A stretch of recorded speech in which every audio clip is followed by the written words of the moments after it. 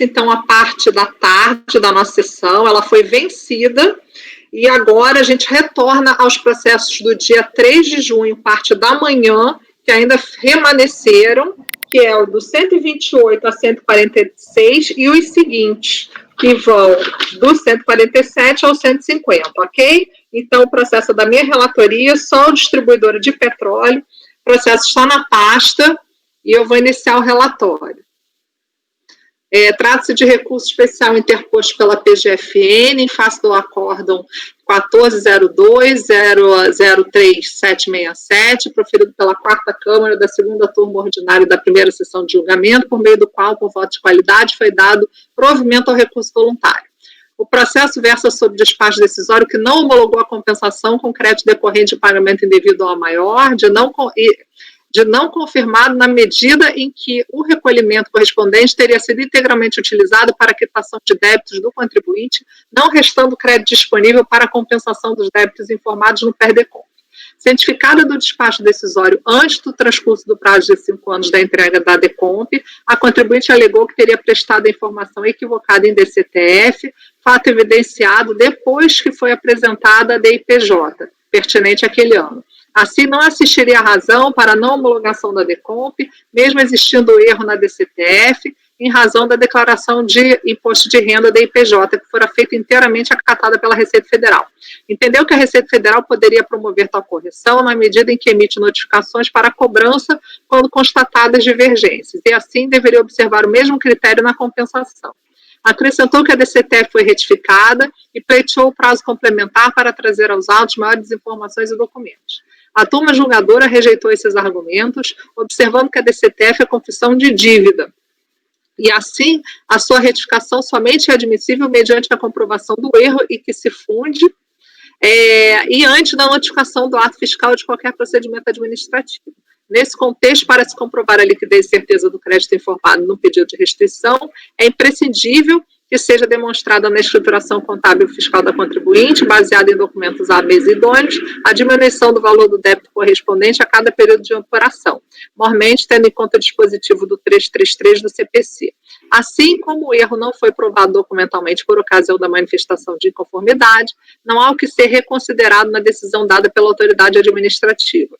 Afirmou ainda o cabimento de encargos moratórios sobre débitos não pagos no vencimento e observou que o prazo solicitado para anexação de novos documentos já havia se esgotado sem que nada fosse apresentado. Cientificado da decisão de primeira instância, a contribuinte interpôs recurso voluntário, no qual repisa os argumentos apresentados na manifestação de inconformidade e acrescenta que, para sanear o processo, a recorrente, além da DIPJ apresentada, traz outros documentos que sustentam o pleito, a saber, demonstrativo LALUR, transcrito no livro diário, demonstração do resultado transcrito no livro diário, correspondente ao trimestre em caso, bem como os termos de abertura e encerramento do livro diário contemporaneamente registrado na junta comercial. Observa que as normas que tratam da matéria não elencam documento obrigatório que seja prova suficiente da existência do direito de crédito decorrente de pagamento a maior ou indevido, e reportando-se ao artigo 18 do decreto 7235, defende que o julgador, ao não considerar a DIPJ como prova suficiente para sua convicção, deveria então requerer diligências, produção de provas ou mera confirmação dos créditos. Pediu-se assim, frente às provas apresentadas, fosse reconhecido o direito creditório e determinados os procedimentos necessários para a homologação dos débitos fiscais apresentados no PERDECOMP, em caso. Nesse sentido, entendeu a relatora do acórdão, ilustre conselheira Descarfe Delibera Bessa, no acórdão, pelo provimento do recurso voluntário, destacando seu entendimento no seguinte sentido. O recurso voluntário, em recurso voluntário, a contribuinte apresenta cópia do livro diário, no qual está reproduzida a demonstração de resultado do período, bem como os ajustes correspondentes no LALUR, dos quais resulta o lucro real, que, informado na DIPJ retificadora, origina os tributos devidos em valor inferior aos recolhidos e informados em DCTF. Contudo, desnecessária se mostra a confirmação da regularidade da escrituração fiscal e contábil assim apresentada, dado que esta conselheira já presenciou litígio semelhante, assim decidindo nos termos do voto condutor do Acórdão 1101000536. Isto porque está-se diante de uma DECOMP analisada mediante processamento eletrônico de informações disponíveis no banco de dados da Receita Federal, relativamente à qual se estendeu desnecessária uma apreciação mais aprofundada ou detalhada. E, em tais condições, não é possível, no contencioso administrativo, negar validade a outras informações, também constantes dos bancos de dados da Receita Federal, antes da emissão do despacho decisório questionado.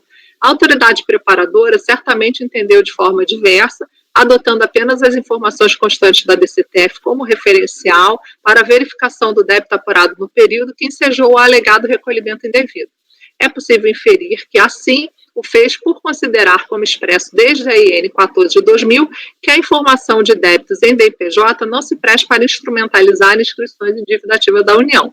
Artigo 1º da IN 077 de 98 passa a vigorar com a seguinte redação: os saldos a pagar relativos a tributos e contribuições constantes da declaração de rendimento das pessoas físicas e da declaração do ITR, quando não quitados no prazo estabelecidos pela legislação e da DCTF, serão comunicados à PGFN para fins de inscrição em dívida ativa da União. Esta é a interpretação que se extrai desses dispositivos, pois até então a IN 77 de 98 relacionava a declaração de rendimento da pessoa jurídica dentre os documentos que poderiam servir de base para inscrição em dívida ativa de saldo de tributos a pagar. Os saldos a pagar, artigo 1º, relativos a tributos e contribuições constantes das declarações de rendimento das pessoas físicas, aí estou reproduzindo, serão comunicados à Procuradoria para fins de inscrição em dívida ativa. Evidente, portanto, que um novo conceito foi atribuído à declaração de rendimentos da pessoa jurídica apresentada a partir do ano calendário de 99, a qual, inclusive, passou a denominar-se Declaração de Informações Econômico-Fiscais da Pessoa Jurídica DIPJ. Desta forma, tal característica pode ter influenciado a definição dos parâmetros de análise da DECOMP pela autoridade preparadora.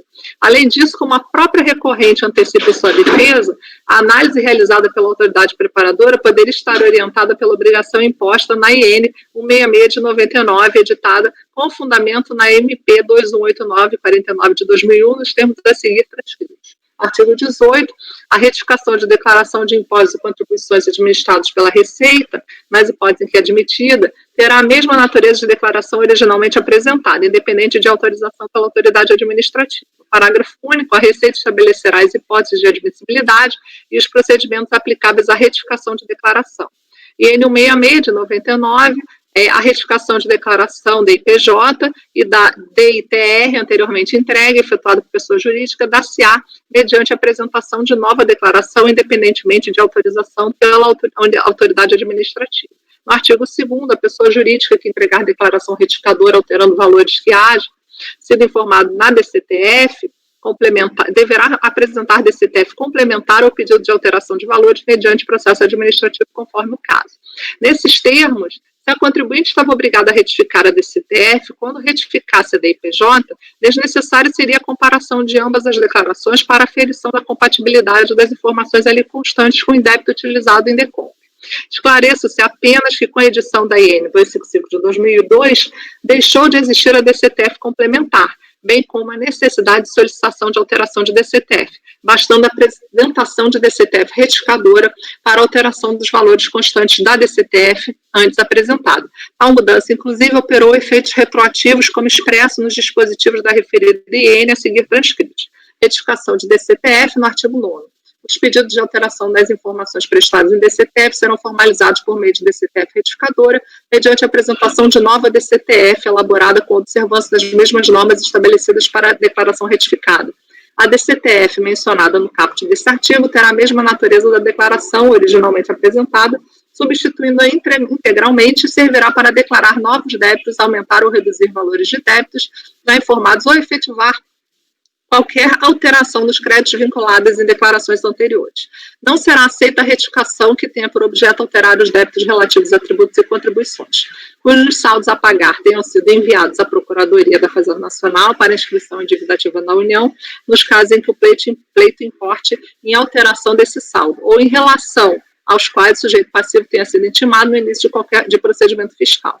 Parágrafo 3º, as DCTFs retificadoras que vierem a ser apresentadas a partir da publicação desta IN deverão consolidar todas as informações prestadas na DCTF, original ou retificadoras e complementares, já apresentadas relativas ao mesmo trimestre de ocorrência dos fatos geradores. As disposições constantes desse artigo alcançam inclusive as retificações de informações já prestadas nas declarações da DCTF, referentes aos trimestres a partir do ano calendário 97 até 98, que vierem a ser apresentados a partir da data da publicação da IN.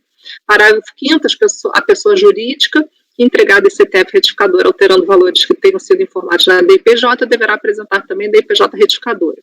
Parágrafo 6º, verificando se a existência de imposto de renda postergado de períodos de apuração a partir do ano calendário 97, deverão ser apresentadas DCTF retificadoras referentes ao período em que o imposto era devido, caso os DCTFs originais do mesmo período tenham sido apresentados. Fica extinta a DCTF complementar e tal.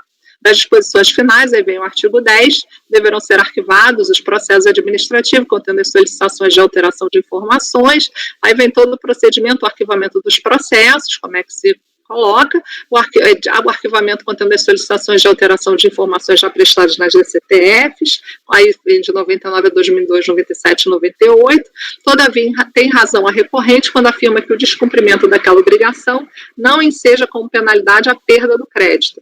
A IN 166 de 99 expressamente reconhece a produção de efeitos por parte da DIPJ retificadora para fins de restituição ou compensação, e embora firme ser dever da contribuinte também alterar o que antes informado em DCTF, em momento algum condiciona esse direito à retificação de DCTF.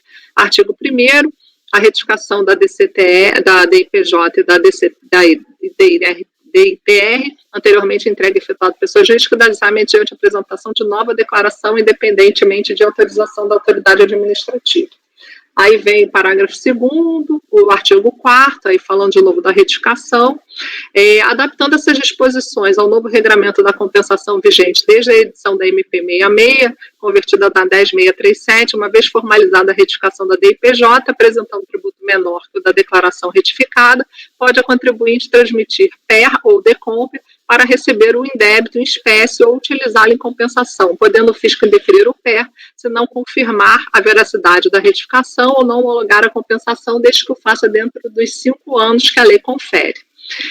Logo, o fato de a contribuinte não ter retificado a DCTF para reduzir o tributo ali originalmente informado, não pode obstar a utilização e compensação de indébito demonstrado em DIPJ retificadora apresentada antes da edição do despacho decisório que expressou a não homologação da compensação, especialmente porque a própria autoridade administrativa reputou desnecessário uma análise mais aprofundada ou detalhada da compensação. Acrescente-se ainda que a alteração das informações constantes em DCTF não se dá apenas por retificação de iniciativa do sujeito passivo. Aí, desde a IN 482, que revogou a IN 255, antes citada, a revisão de ofício passou expressamente a ser admitida. Aí vem o artigo 10, artigo 9º, ultrapassado esse limite de observância, a observância do princípio da legalidade da exigência de tributos compensados em DCTF somente se efetiva mediante revisão de ofício pela autoridade.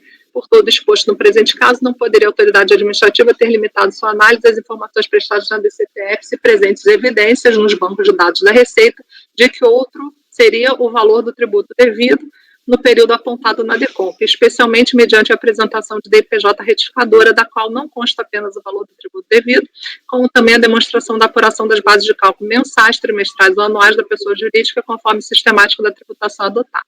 Cabe à autoridade administrativa minimamente questionar a divergência entre ambas as declarações, considerando que as informações assim prestadas em DIPJ confirmam a existência do indébito utilizado em compensação e que a autoridade preparadora não desenvolveu qualquer procedimento para desconstituir tal realidade, não há como deixar de reconhecer o pagamento maior e, por consequência, admitir sua compensação. Assim, embora evidente que a decisão recorrida foi omissa quanto ao argumento da defesa, deixa-se de declarar a nulidade, pois no mérito presente voto no sentido de dar provimento ao recurso voluntário e homologar a compensação declarada. É certo que o entendimento assim exposto foi reformado pela primeira turma da Câmara Superior por meio do acordo 9101-002-766, que deu provimento ao recurso especial da PFN, consolidando seu entendimento na seguinte emenda. Eventual retificação dos valores confessados em DCTF devem ter por fundamento os dados da escrita fiscal do contribuinte acompanhados de documentação de suporte. Todavia, o fato é que, embora não retificada a DCTF antes do procedimento de análise de compensação, a DIPJ retificada contemporaneamente à apresentação da DECOMP evidenciava débito inferior ao recolhido, em medida suficiente para justificar o indébito utilizado em compensação, conduta esta que o fisco não poderia alegar desconhecimento e que, assim, se presta a exigir a verificação antes de se negar a existência do indébito correspondente a tributo sujeito à demonstração em DIPJ.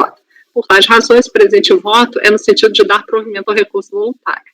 Cientificado da decisão, o Fazenda Nacional apresentou recurso especial e a autoridade competente para analisar a admissibilidade, deu seguimento sobre a matéria, compensação, informações divergentes entre DCTF e DIPJ, apresentando como paradigma o acórdão 9101, esse mesmo acórdão que eu citei acima, tá? Regularmente intimado, o contribuinte não apresentou contrarrazões ao relatório. Então, eu conheci do recurso diante do próprio paradigma apresentado pela PFN, que foi trazido no próprio voto da instância COR, né? E também, como não houve contrarrazões, eu conheci do recurso, tá? Quanto ao mérito, eu também cito o conselheiro André, que é membro dessa Câmara Superior, no acórdão que ele, né, citado acima, pela própria relatora da turma COR, nossa colega Ideli, não obstante o envio de declaração retificadora alterando o valor do tributo para um valor a menor, o que se mostra relevante é que tal alteração implique uma revisão do valor do tributo confessado em DCTF. Ocorre que a DCTF tem efeito de confissão de dívida e constituição definitiva do crédito tributário conforme legislação de regência. Artigo 5º do Decreto-Lei 2124 de 84 e NSRF-RFB, que dispõe sobre a DCTF. Os débitos informados podem ser objeto de cobrança administrativa e, caso não liquidados, são enviados para a dívida ativa. Nesse contexto, eventual retificação dos valores antes nela informados, procedida pelo interessado ou de ofício, devem ter por fundamento os dados da escrita fiscal do contribuinte de documentação apta a lastrear os registros contábeis. Ou seja, a mera apresentação de informações prestadas em DIPJ por si só não se mostra suficiente para comprovar a efetiva ocorrência do erro no preenchimento do valor do tributo confessado em DCTF. Ademais, cumpre esclarecer que o processo de reconhecimento de direito creditório, o ônus da prova, é da parte que alega ser detentora do crédito, ou seja, contribuinte. Assim, eventual retificação de declaração com efeito de confissão de dívida, que tem repercussão no crédito tributário pleiteado, deve estar acompanhado de documentação probatória, que inclusive poderia ter sido apresentada no decorrer da fase contenciosa. Nesse contexto, não tendo a defesa apresentada pelo sujeito passivo trazido conjunto probatório apto a lastrar a retificação de DCTF, necessário para deixar o julgador convicto de que efetivamente ocorreu o erro do preenchimento, deve-se reformar a decisão recorrida. Bom, agora sou eu. Por seu turno, em que pese as duas posições trazidas, olha a minha situação, tanto pela decisão recorrida, como pelo precedente trazido à baila da Câmara Superior, verifico que a interessada, ao tempo do recurso voluntário, trouxe demonstrativos, além de parte do seu livro diário Lalu, objetivando comprovar suas alegações, aliada ao fato de que a DIPJ foi apresentada concomitantemente com a DECOMP. Portanto, eu não me filiei a linha nenhuma, tá? Nem com todo respeito, eu me filiei a orientação que eu costumo seguir, a minha, né? No caso, eu já tenho votado nessa linha nas oportunidades aqui no CARF, eu entendo essa orientação que é emanada à Receita Federal, não ao CARF, né, mas é importante ressaltar que a Receita está vinculada a essa orientação do parecer normativo POSIT 2 de 2015, e eu transcrevo alguns trechos dele para elucidar, para que os senhores entendam a minha posição. Retificada a DCTF depois do despacho decisório e apresentada a manifestação de inconformidade tempestiva, a DRJ poderá baixar o processo em diligência à DRF, caso se refira apenas a erro de fato, a revisão do despacho decisório. Cabe à DRF assim proceder. Caso haja questão de direito a ser decidido ou a revisão seja parcial, compete ao órgão julgador administrativo decidir a lide sem prejuízo de renúncia à instância administrativa por parte do sujeito passivo. Se a retificação de DCTF ocorrer depois do despacho decisório, ou mesmo depois da apresentação da manifestação de inconformidade, dentro da livre convicção para análise das provas no caso concreto, o julgador administrativo pode verificar que as razões do sujeito passivo são procedentes e que o indeferimento do crédito decorreu por falta de retificação prévia da DCTF. Evidentemente que nessa hipótese o despacho decisório que indeferiu o pedido de restituição ou não homologou a compensação estava correto, pois o valor da DCTF não estava disponível. Esse valor, entretanto, tornou-se disponível no trâmite do processo administrativo. Caso o despacho decisório do indeferimento daquele crédito ou da não homologação da DECOMP decorreu apenas dessa hipótese preliminar, o órgão julgador poderá baixar o processo em diligência nos termos do 18 do PAF, a fim de analisar as questões fáticas envolvendo a análise do crédito. Note-se que tal procedimento é fundamental para a segurança do crédito, pois, a princípio, é a DRF que tem condições de avaliar se aquele crédito já não foi alocado em outro PERDECOMP, além de questões meramente monetárias que podem gerar improcedência parcial nos termos do 18.4 seguinte. Caso a DRJ assim não proceda, o julgador, então, deverá verificar a efetiva disponibilidade daquele crédito, se não foi alocado a outro PERDECOMP, se os valores estão corretos e se todos os documentos que originaram crédito se coadunam com o disposto nos sistemas da Receita. Havendo baixa em diligência, caso não haja questão de direito, a delegacia DRF deverá rever o despacho decisório e, caso defira integralmente aquele crédito, a lide deixa de ter objeto. Nesse caso, em respeito ao princípio da economia processual, encerra-se a competência da DRJ. Entretanto, na situação anterior, se houver questão de direito a ser analisada no processo administrativo pela DRJ, a DRF deverá informar as questões fáticas referidas em diligência e a lide deverá ser normalmente julgada pela DRJ. Vale dizer, a DRF apenas deve analisar situações fáticas, considerando que a DRJ tenha acatado questões de direito trazidas pelo sujeito passivo.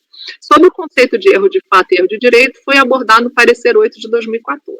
Sinteticamente, tem-se como erro de fato aquele relacionado ao conhecimento da existência de determinada situação, que reclama o desconhecimento de sua existência ou a impossibilidade de sua comprovação à época da constituição do crédito.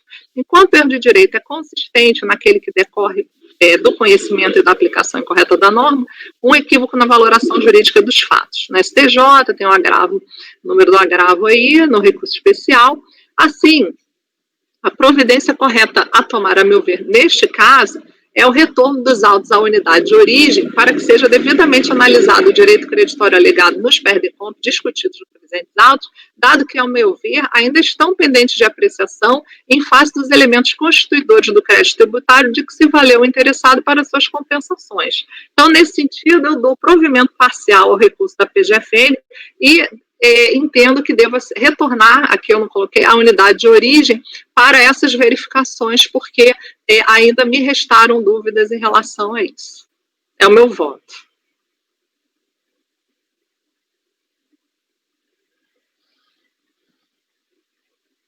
Fala, Edeli, pode falar.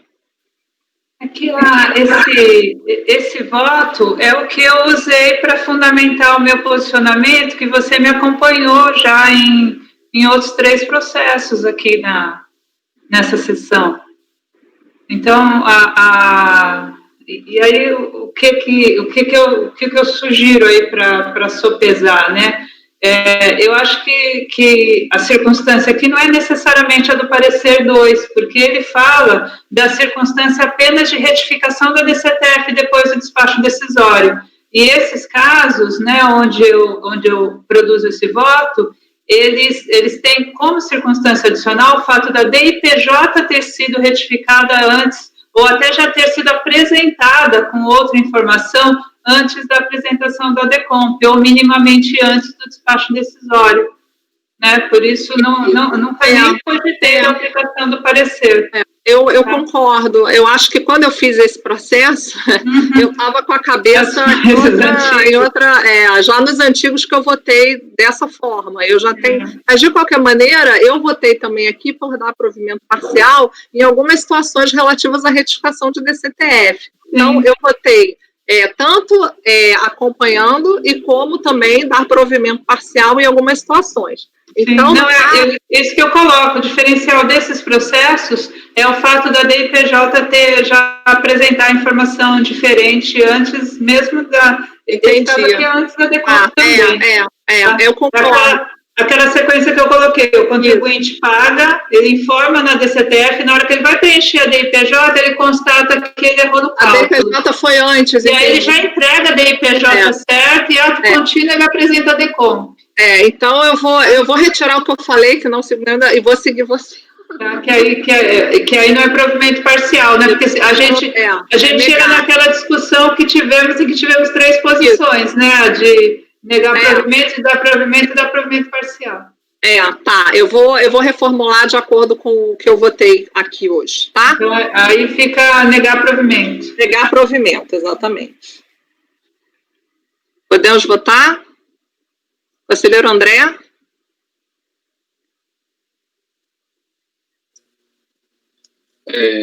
Só para confirmar, então, a relatora, ela nega provimento, não é isso? Nego provimento. Ok. Abre divergência para dar provimento parcial. Conselheira Lívia. Com a relatora já discutimos muito essa matéria aqui. Ia fazer algumas observações quanto a voltar à unidade de origem. O processo é de 2009, a gente vai começar tudo de novo agora. Mas, enfim, como está superado, vou pelo adiantado da hora também. Com a relatora. A conselheira Edeli, eu voto com a senhora. Então. A questão, eu acho que só faltou um complementozinho na minha fala, essa questão da segurança, né, em relação ao direito creditório, ver esse débito, ele estava extinto por compensação desde a entrega da DECOMP, a legislação permite isso, né, a legislação confere liquidez e certeza para aquele crédito informado em DECOMP, né, se nada for dito validamente pela autoridade dentro de 5 anos. Né, então, quando a autoridade não estrutura um ato, né, motivadamente suficiente para negar aquela homologação, a gente retorna ao status quo do débito extinto por compensação. Né, então, ele volta a ter aquela liquidez e certeza suficiente que é reconhecida pela lei em favor do contribuinte que apresenta a DECOMP dentro dos parâmetros de formatação ali admitidos. Então, por isso eu não vejo ofensa ao 170. Tá? Então, a relatora. Ok. Conselheira Amélia? Então, nesse caso, eu entendo que também deveria dar parcial provimento. Porque foi aquela discussão da parte da manhã, né? Isso. Conselheira Viviane. Aqui também eu vou manter o paramento da divergência do conselheiro André, da parcial. Conselheiro Tozelli. Como eu já venho falando, eu acho que a gente tem muito na cabeça aquele processo administrativo decorrente de uma fiscalização, que vem o auto de infração. Eu acho que não dá para aplicar isso no regime próprio, que é o processo decorrente de uma DECOMP. O volume de declarações de compensação, você inviabilizaria toda a máquina administrativa para ter um trabalho fiscalizatório anterior ao despacho decisório. Então, acho que esse primeiro filtro de cruzamento eletrônico, ele é natural, ele é razoável, e daí, concordo com a Lívia também, sempre me incomodou muito. Chega agora um processo lá de 10 anos atrás, o cara vai mandar retomar. Vai retomar justamente porque a gente tem uma omissão muito grande de fazer um rito próprio para as compensações. E me incomoda muito você falar que o crédito é líquido certo pela DIPJ. Porque, e aí a DECOMP dele, eu não vejo que a liquidez e certeza está no crédito. A liquidez e certeza da DECOMP está no débito. Porque você confessa o débito na DECOMP e fala que você tem um crédito que você nunca provou até então. Vamos supor que essa DIPJ retificada tem uma despesa ninja, um IR do exterior, que a gente nunca viu. Isso nunca foi fiscalizado. Então me incomoda falar que a DIPJ, por si só, eu vou presumir a certeza. Então eu acho, concordo que processualmente é terrível, mas eu fico incomodado de reconhecer a liquidez e certeza aqui só pela DIPJ. Então, como o que aconteceu aqui, na verdade, foi afastar o fundamento do despacho decisório, eu acho que o contencioso ainda não está maduro, precisa investigar isso sim, por isso que eu acompanho a divergência. Tá, Edeli quer falar. Fala, Edeli. Não estou atribuindo liquidez e certeza em função da DIPJ. Estou restabelecendo a liquidez e certeza que, no meu entender, o artigo 74 da 9430, com a redação da MP 66, atribuiu a todas as DECOMPs que são apresentadas pelo sujeito passivo. Não fosse assim, e ele seria incompatível com o artigo 170 do CTN, que expõe requisitos específicos para extinção por compensação. Na medida em que a lei diz que naqueles que a DECOMP apresentada, segundo aqueles parâmetros da 9430, ela é extintiva do crédito tributário, no meu entender, implicitamente ela está atribuindo um conceito próprio de liquidez e certeza para o direito creditório informado pelo contribuinte, e que é suficiente para a extinção imediata do débito compensado, ter salvado à autoridade a possibilidade dela revisar isso em 5 anos. Se ela praticar um ato válido em 5 anos, ela pode desconstituir essa extinção. Né? Entendo que aqui o ato não foi válido porque havia elementos dos quais o fisco não poderia, que o fisco não poderia negar conhecimento e que indicavam o indébito utilizado pela contribuinte. Então, restabeleço a extinção existente desde a entrega da DECOMP, porque não infirmada a liquidez e certeza do direito creditório informado pelo contribuinte na DECOMP, liquidez e certeza que foi atribuída pela medida provisória 66. Ok? Eu vou passar para o Caio, depois eu vou fazer minha observação, porque eu fiquei na dúvida aqui com uma coisa que eu via, mas Caio, pode votar, eu volto, pode votar. Obrigado. Bom, não, eu adoto essa posição da doutora Deli já há mais de anos, então eu acompanho a relatora se ela efetivamente mantiver o posicionamento de negar provimento. Ok? Não, tranquilo. Deixa eu só observar aqui, gente, voltando ao que o Tozelli falou, assim, não, é só para defender essa questão de retornar ao contencioso. Não retorna o contencioso não volta. Muitas vezes esses processos, eles nem retornam mais para a DRJ. Isso aí, muitas vezes, quando o processo volta, há uma checagem da documentação e o contribuinte que está em processo, ele tem a obrigação de guardar a documentação, enfim. E a Receita, ela tem isso nos seus sistemas, ela tem como verificar.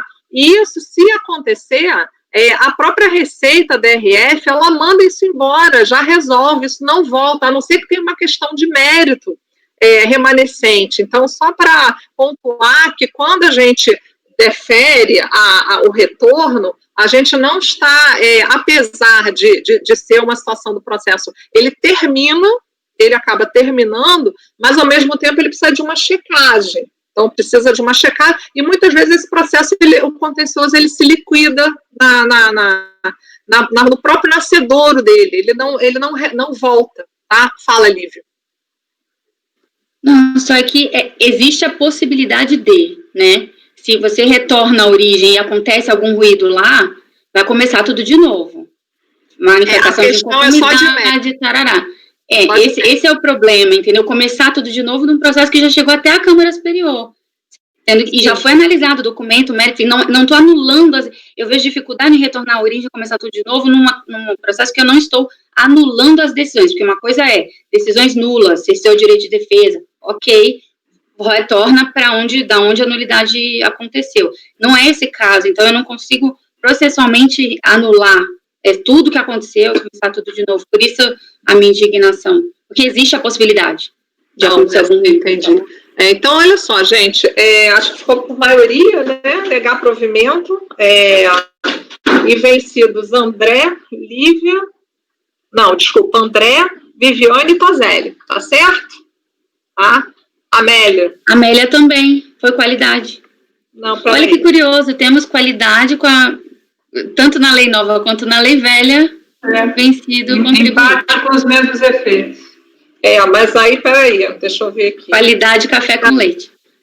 Pois é. Aí, no caso, não sei, peraí, deixa eu proclamar aqui direito, por qualidade. Aí, vencidos os André, é isso? Amélia, Viviane e Tozelli, tá certo? E davam provimento parcial. Tá certo. Então, é isso.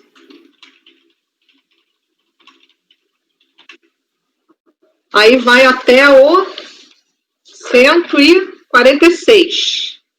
Depois passamos para o 147 da relatoria da Lívia.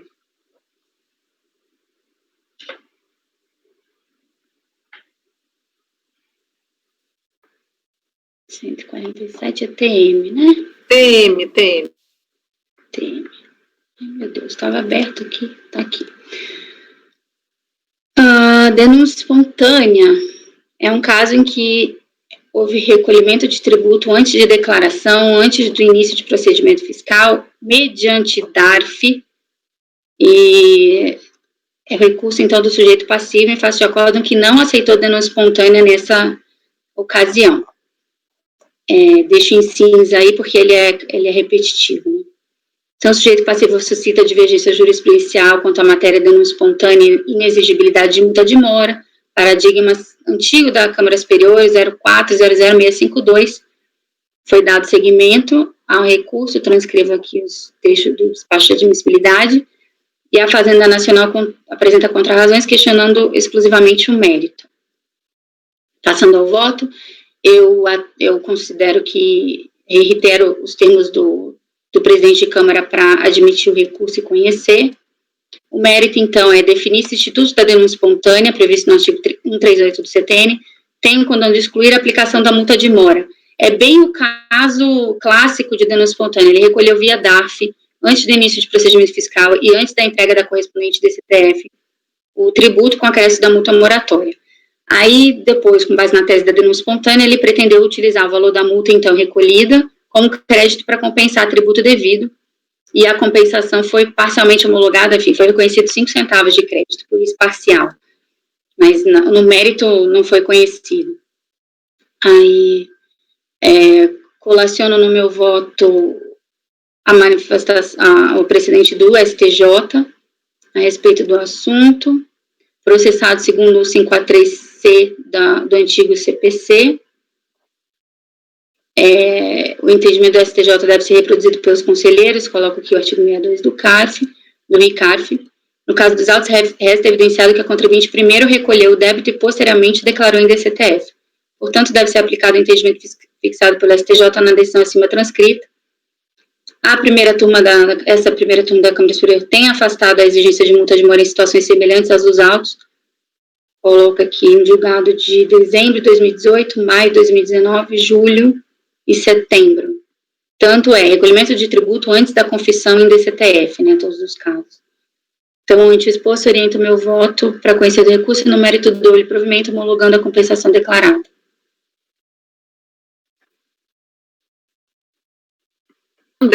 Conselheiro André, como vota?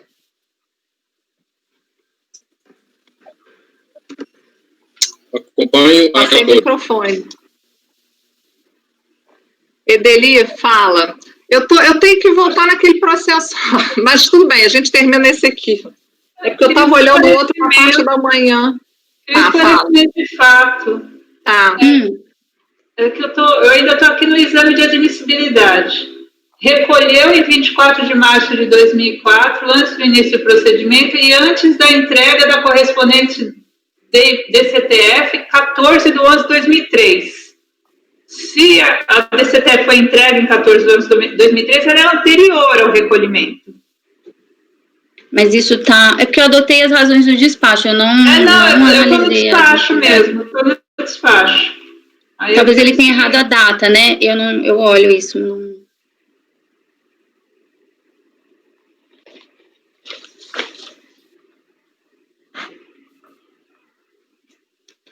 A questão é que, assim, a premissa foi que foi antes. Se foi de fato ou não, pode ter sido um erro de digitação, mas que todos eles se baseiam nessa premissa de que foi antes. Isso foi, deixa eu olhar. A gente está com recurso de quem? Contribuinte. Recurso do contribuinte. Então, vamos no acordo.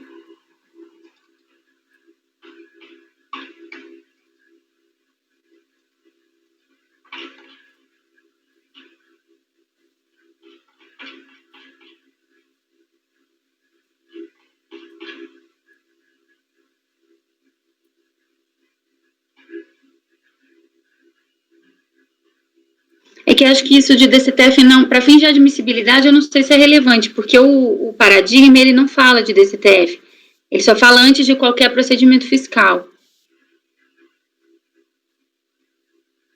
Tá, mas aí a gente tem súmula do STF, né, que não tem repetitivo do STF, dizendo que não se aplica se o débito já estiver declarado, E a gente está Isso, mas é o mérito, não? Sim, mas é justamente o esclarecimento de mérito que eu preciso. É de mérito, achando que é para admissibilidade. Não, é só porque eu passei pelo fato, eu preciso de esclarecimento de fato. Tá. Eu peguei isso como premissa, mas eu vou olhar.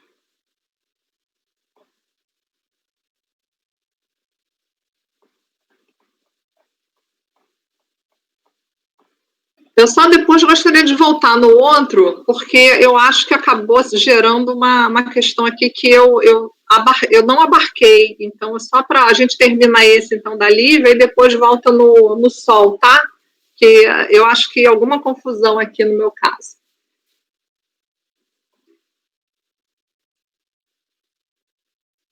Esse fato de que a DCTF foi entregue em 14/11/2003, ele consta também do relatório do acórdão recorrido na impugnação da contribuinte, na manifestação de inconformidade da contribuinte. Ela afirmando que a DCTF foi entregue em 14/11/2003.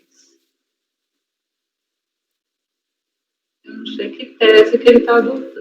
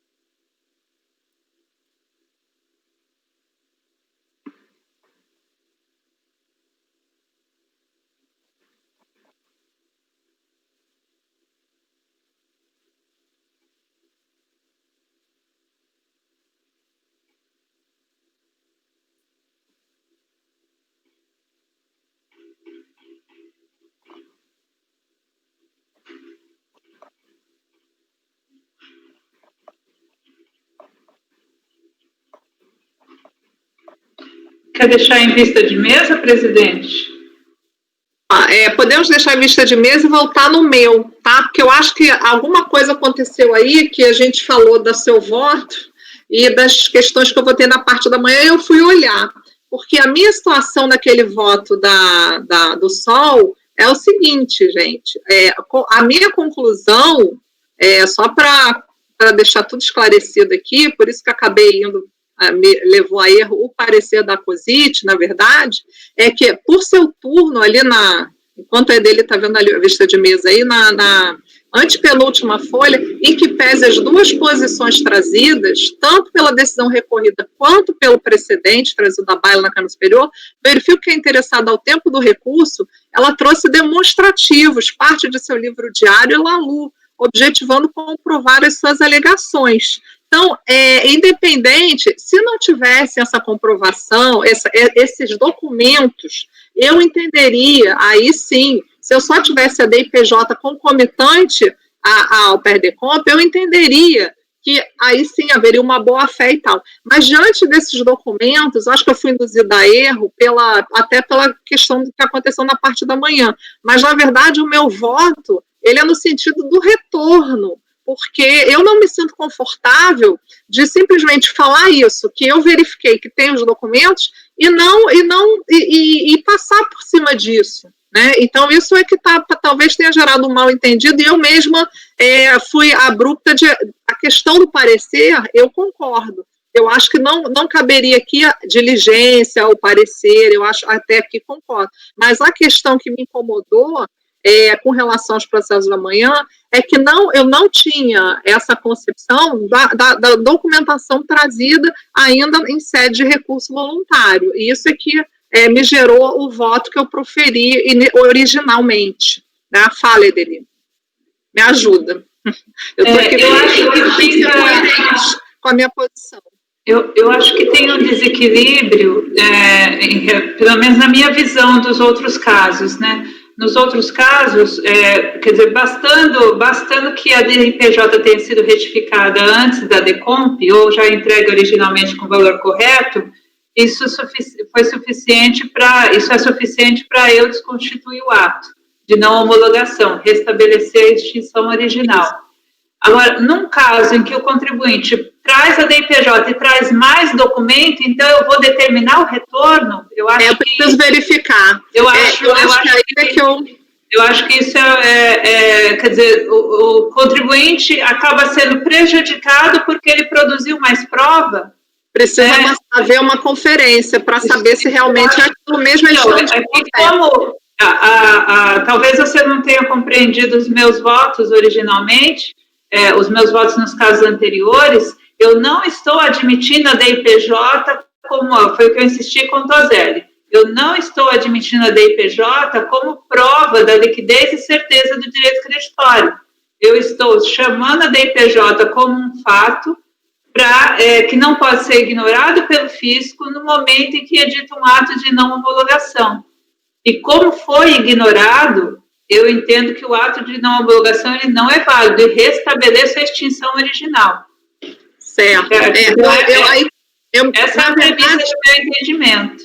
Eu, quando fiz o voto, eu me posicionei nesse meio termo exatamente porque eu vi o seu voto, vi o voto do André e me posicionei no meio do caminho porque ainda me suscita dúvidas em relação a isso.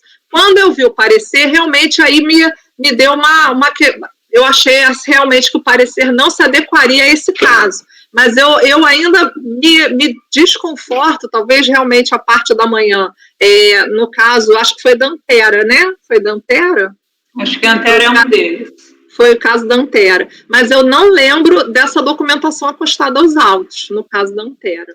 Eu só coloco de novo para você a ponderação de que o parecer, ele se restringe aos casos de DCTF retificadora apresentada depois do despacho decisório. Não, mas o parecer eu tiraria ele não trata dessa circunstância em que a DIPJ originalmente já informava o valor correto do débito. Não, eu tiraria o parecer. O parecer eu até acho que não deveria ter colocado. A minha questão foi exatamente o que eu coloquei nesse parágrafo, que eu li as duas decisões e achei que pontualmente, havendo essa documentação, eu acho que o contribuinte, talvez indo para a unidade de origem direta, esse caso não volte mais. Então, isso realmente, assim, diante do que foi colocado aqui, eu não sei se no caso da Antera tinha documentos, não lembro, mas eu acho que, assim, numa situação em que a gente tem essa ponderação aí de valores e documentos, eu gostaria, assim, de rever, quer dizer, continuar com o meu voto original, porque eu acredito que a gente tem aí, nesse voto mais para o contencioso, e aí eu vou estudar melhor essa matéria, esses fatos, marcos históricos e pontuais aí nos casos de compensação. Eu só acho, André, quando eu estava na Receita, eu me posicionava muito em prol de pareceres, né? Agora as coisas mudaram, né? Eu só reitero a ponderação de que esse direcionamento que você sugere, ele acaba trazendo para um contribuinte que fez mais prova no processo uma situação mais onerosa do que aquele que fez menos prova. Tá? E a outra coisa que eu peço para você considerar é que a gente eu havia entendido que a gente havia encerrado o julgamento da SOL e por isso a gente passou para o outro processo.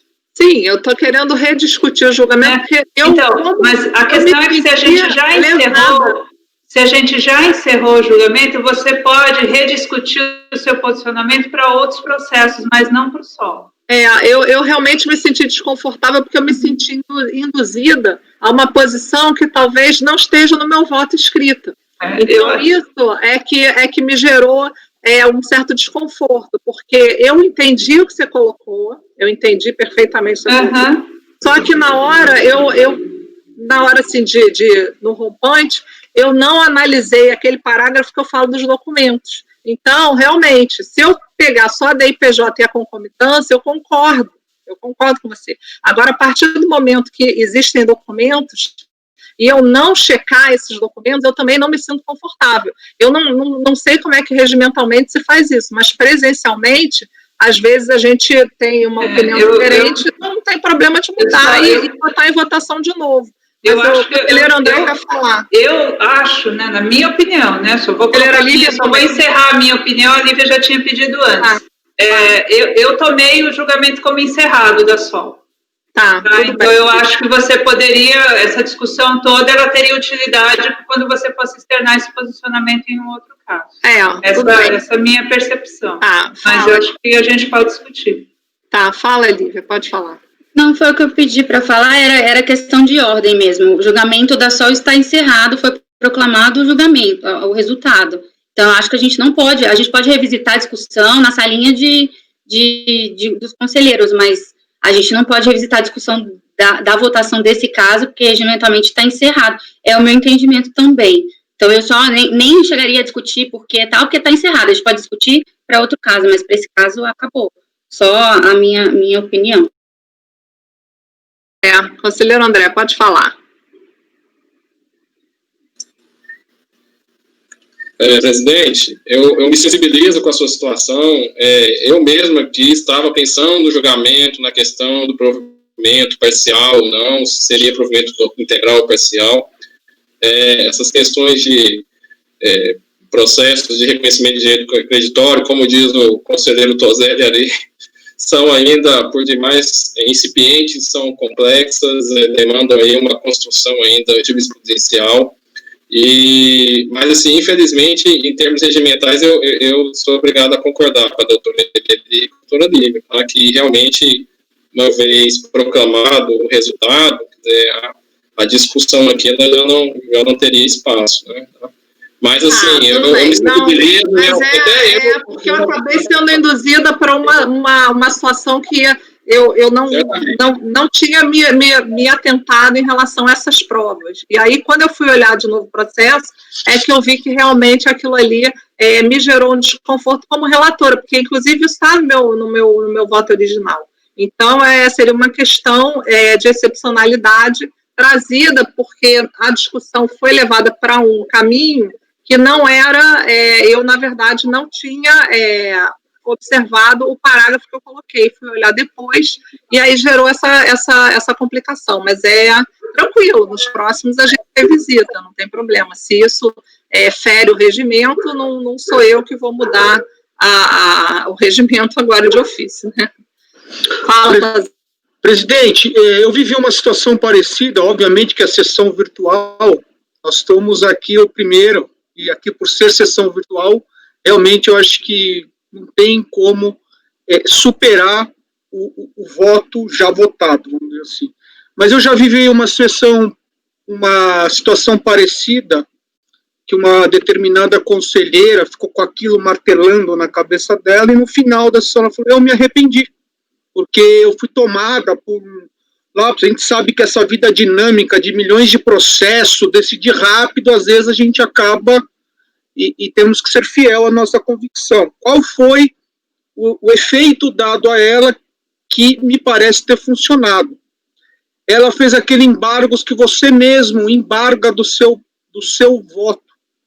E você alega exatamente isso, que na hora do julgamento era uma sessão virtual, você era presidente, e que você acabou...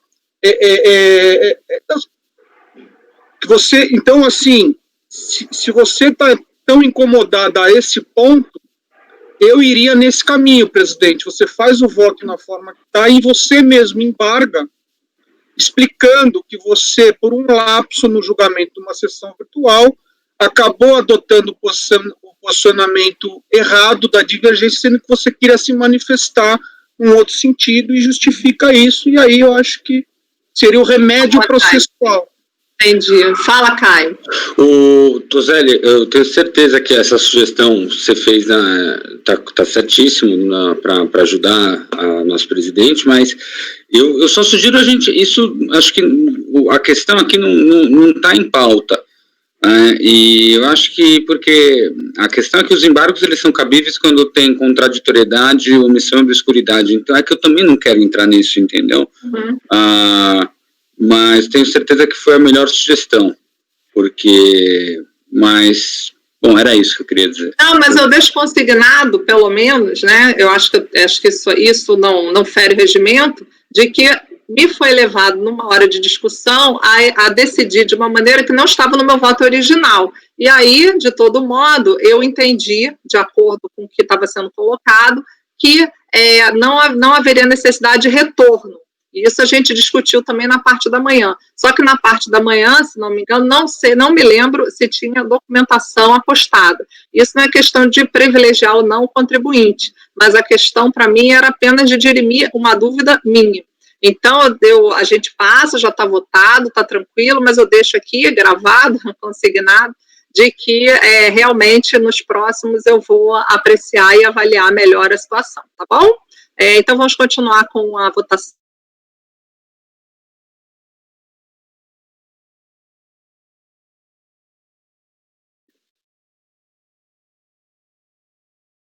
A gente está onde agora?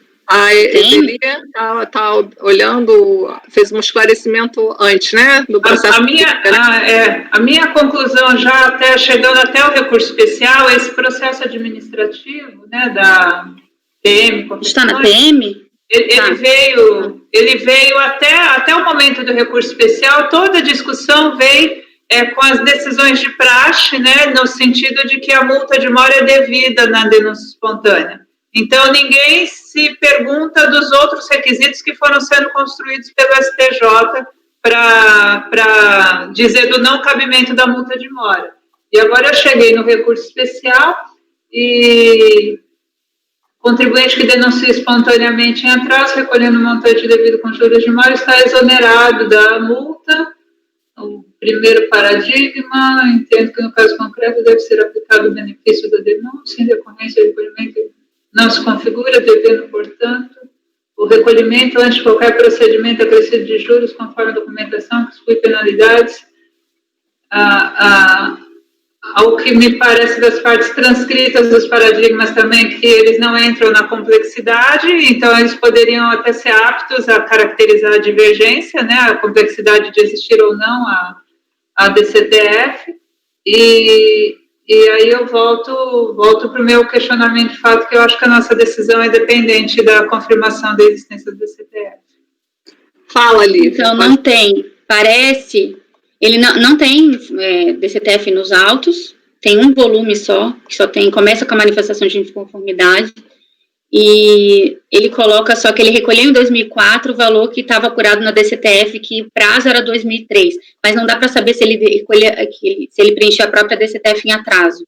A gente não consegue saber quando que ele preencheu essa DCTF, foi premissa que foi anterior e todo mundo adotou isso como premissa sem analisar e sem questionar também.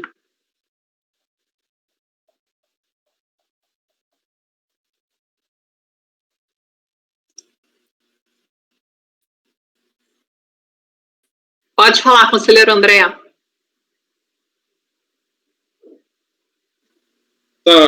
Realmente, pelo aqui, relatora Lívia, aqui o voto do recorrido, ele faz uma transcrição aqui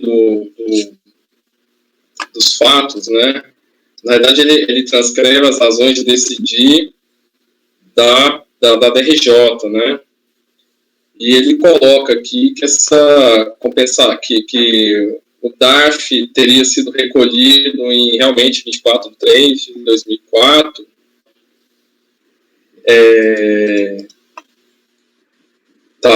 E ele cita, onde eu vi ele citando a DCTF de 14/11 de 2003. Eu acho que não seria o caso da gente fazer uma conferência. Não, ele só cita, mas a gente não tem a DCTF. Uma conferência da... mas aí eu me levo a, assim, realmente eu não tive ainda, eu não fiz uma pesquisa nos autos, mas eu tenho uma notícia dada por duas decisões, né? Eu tenho uma decisão da DRJ, e aí ela ela referendada aqui, promove pela recorrida, né?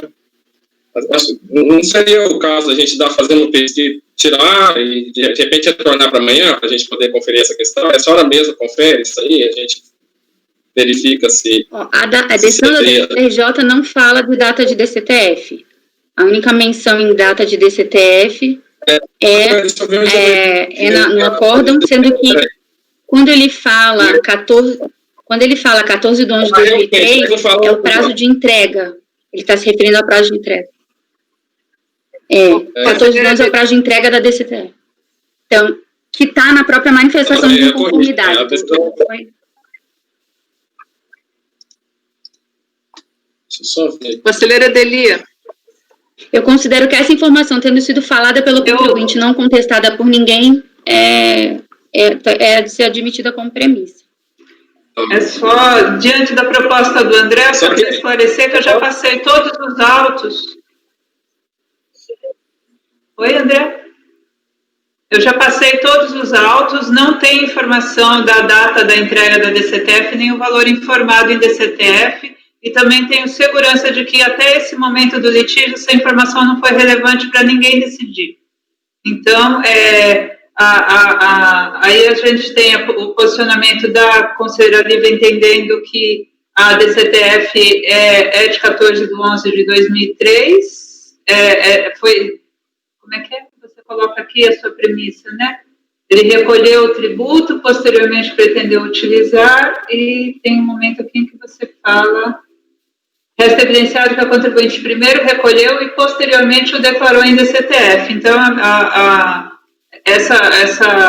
conselheira Lívia tira essa informação, ela conclui do que está expresso em alguns momentos, eu acredito que é no próprio recurso do contribuinte, e a minha pergunta é prevalecendo antecipando, né, a minha constatação, eu acho que em função do que o STJ decide hoje, né, e nós temos que observar, me parece que ou assumimos essa verdade da forma como a conselheira Lívia está fazendo, por conta dos recursos, ou me parece que eu não posso assumir isso como verdade, porque isso não foi discutido no processo, então seria o caso de converter em diligência para verificar quando que ele declarou em DCTF. Conselheiro André, pode falar, conselheiro André.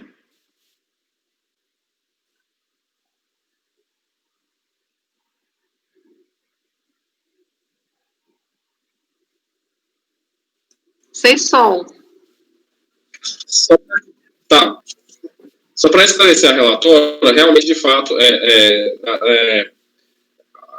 na DRJ consta a data do DARF, né, 24/3/2004. Há uma menção da DCTF, no relatório, na folha... Parece que na folha 3 do relatório, que aí fala... Aí é uma informação que é trazida pelo despacho do presidente, da presidência de Câmara, que aí ela fala assim, em sua defesa, alegou a interessada e recolheu em 24/3, e antes da entrega da correspondente desse CTF, entre parênteses, 14 de 11 de 2003, foi aí que eu cadei, tá? Então, essa data, assim, ele tirou, é o prazo de entrega. Isso. Ele deve ter tirado dali, não quer dizer que foi entregue aquele dia. Tá. Na verdade, não quer dizer nada. Informação, tá? E aí caberia até, se fosse até o caso, dependendo, porque como tem querendo ou não, está no relatório, né? E aí o voto, ele traz ali essa convicção de que a premissa é do outro, né? E poderia até, independente da decisão, caber embargos aí em face do que está colocado. Porque no próprio relatório ele menciona o despacho do presidente da Câmara que fala ali, bota entre parênteses, uma data do DCTF anterior ali à data de recolhimento do DARF, né? Então, não sei se, eu acho que a doutora Lili até ela já se pronunciou, se seria o caso de uma diligência para a gente poder, de fato, esclarecer a questão. Abra aí, continua aberta, colegiada a proposta aí. Não sei se a doutora Lili gostaria de complementar. Não, eu acho que eu coloquei bem aqui a minha dúvida de fatos, né? Eles não têm esclarecimento nos autos. E aí eu acho que é ir para votação, né? A conselheira Olívia mantendo essa posição, a gente vai preferindo os votos. Perfeito. Conselheiro André, como vota?